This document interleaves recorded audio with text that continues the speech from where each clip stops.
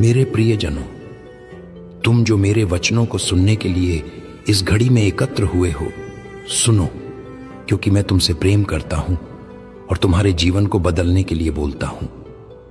मैं जानता हूं कि तुम्हारे हृदय में कितनी उलझने हैं, कितनी पीड़ाएं हैं और कितनी गहराइयों में तुम छिप कर जीते हो, परंतु मैं वह हूं जो तुम्हें भेद कर देखता हूं।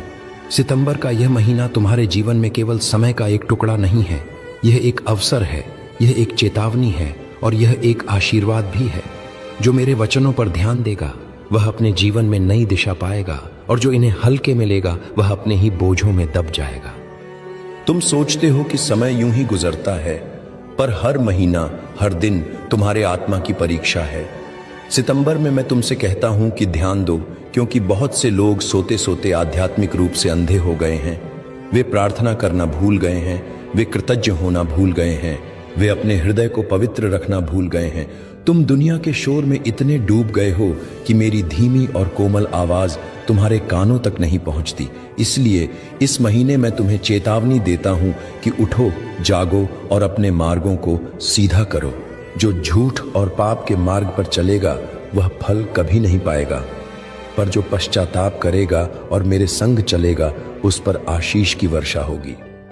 मैं तुम्हें आशीर्वाद भी देता हूं, क्योंकि मैं न्याय करने वाला परमेश्वर हूं, परंतु वही मैं तुम्हारा प्रेम करने वाला पिता भी हूं।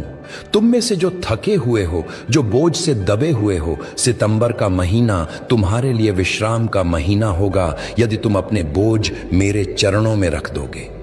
मत सोचो कि तुम्हारी समस्याएं बहुत बड़ी हैं। मैं वह हूं जिसने समुद्र को थामा, तूफान को शांत किया, मृतकों को जीवित किया। क्या मैं तुम्हारी समस्याओं को हल नहीं कर सकता? तुम केवल विश्वास करो और देखो कि मैं तुम्हारे लिए रास्ते खोलता हूं जहां दरवाजे बंद हैं।